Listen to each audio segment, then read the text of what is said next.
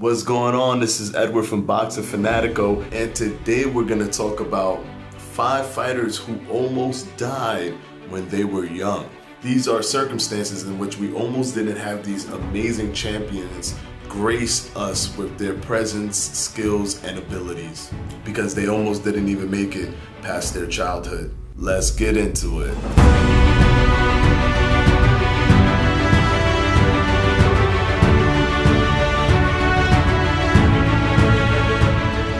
So as you know, sometimes life is about inches and moments, and you could be in the wrong place at the wrong time and things can just end up very, very tragic. As evidence with the multitude of things that we've seen over the years, especially in the boxing world, where many fighters pass away so soon due to senseless violence. For example, Vernon Forrest being robbed at a gas station and being killed. And just recently, a young fighter of Chicago, Ed Brown, being shot in the head and killed as well.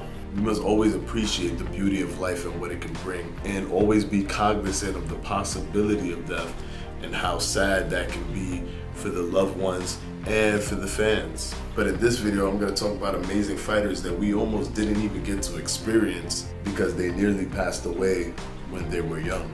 So this list is going to contain 5 fighters that I've selected for this segment. They're not in any particular order. No one is greater than the other. This is just basically the 5 in a random set. Number 1, Beibut Shomunov. Beibut Shomunov has the record of being the fastest light heavyweight to win a WBA championship world title with less than 15 fights. He was able to do this by beating Gabriel Campillo in a rematch that was set in January of 2010. He won the title. He then later on faced his biggest opponent, which was Bernard Hopkins. He was not able to defeat Bernard Hopkins. He has then since moved from the light heavyweight division to the cruiserweight division and has done fairly well for himself in that division. But when Shomunov was just a baby in an almost tragic event, both his mother and his father were working long hours and were not able to take care of their son, Shomunov. Shomunov was in the care of 2 of his aunts. They both mistakenly gave him spoiled milk to drink once, and it nearly killed him. When he consumed the spoiled milk, he had to be rushed to the hospital, and the milk had to be pumped out of his stomach to prevent him from death. He was near death, but he did survive. But however, that scare has stayed with the family throughout the entire time when he was a child. He grew up to start loving combat sports because he watched Bruce Lee movies. Bruce Lee was his idol, and it got him into boxing. All in all, I'm glad that he survived. He's a really respected fighter for Kazakhstan. And now let's move on to number 2. Number 2 is Rocco Francis Marciano, better known as Rocky Marciano. Rocky Marciano is best known for being the undefeated fighter with the record of 49-0, in which he held the best undefeated record for a retired fighter, in which Mayweather tied in 2015 with his record of 49-0. Rocky Marciano was able to rack up wins against people like Jersey Joe Wilcott, as well as Archie Moore, very skilled and very popular fighters of the 1950s. He used to do a very unorthodox thing when it came to professional fighters, in which he used to bounce from the professional ranks back to the amateurs and then back to the professional ranks. He did this to complete certain goals that he wanted to complete,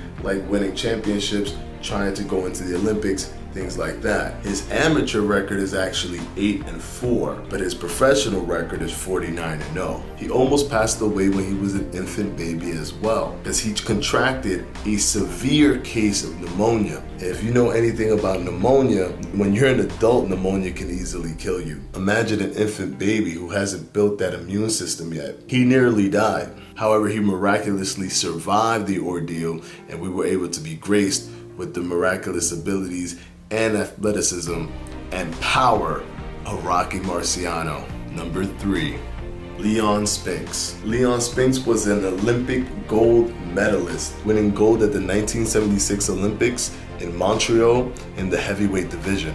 His greatest achievement came when he upset the world and beat one of the greatest, if not the greatest of all time, Muhammad Ali. And it was for the undisputed title as well. That was considered one of the biggest upsets in history of boxing. But that upset almost didn't happen because Leon Spinks was born a very, very, very fragile and weak baby. When he came out, he was only 4 pounds, and he was diagnosed with jaundice, which is a forming of yellow material in your blood, can damage your liver and kill you as an infant baby. If you're not able to release that quick enough, then it builds up and it creates like a yellowing in the eyes and a yellowing in the skin. Jaundice disease in and of itself isn't fatal, but what it does can be fatal. He had a very severe case, but he miraculously survived, and we were able to be graced with his abilities. Number 4, Diego Chico Corrales. Diego Corrales has been in memorable fights, but none, of course, as memorable as his fight with Jose Luis Castillo, where he turned the fight around in epic fashion to TKO Jose Luis Castillo. That round is still to this day one of the most amazing rounds in boxing history, but it almost didn't happen. He was half Colombian and half Mexican, but he found himself living that dangerous lifestyle as a young child. But one day he was with his friend, and as he was trying to catch up to him, a car stopped next to his friend and actually opened fire. This was most likely gang related, as his friend was also involved in the gang that Diego Corrales was involved in. And if Diego Corrales would have been right there, he would have easily been gunned down as well. Unfortunately, his friend passed away, but fortunately for the boxing world, although Diego Corrales was able to actually witness his friend's death, he in himself was not shot. He went on to give us great moments, but tragically did end up dying in 2009 in Las Vegas from a motorcycle accident in which he was trying to change lanes, clipped the car, and was thrown 100 feet. Not only was he thrown 100 feet, he was thrown 100 feet into oncoming traffic.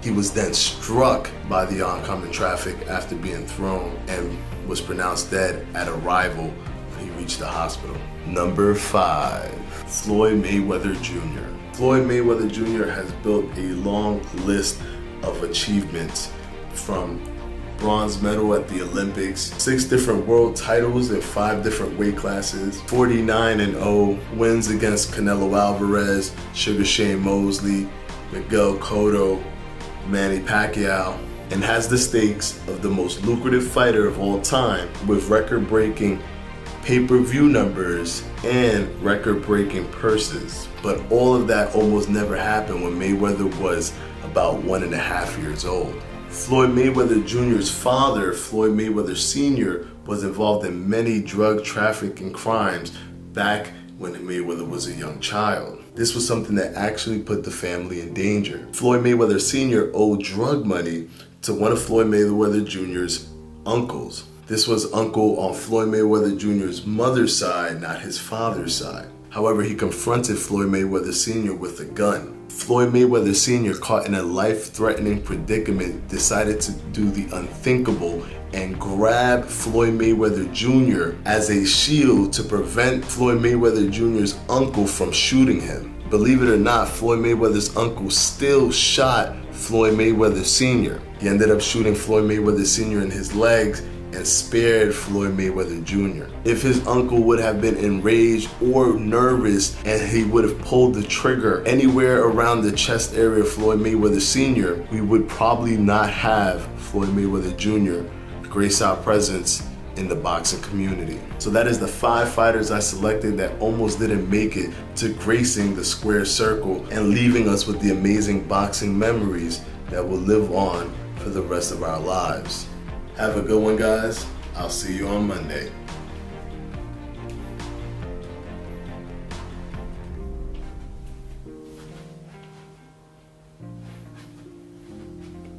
My bad. There you go.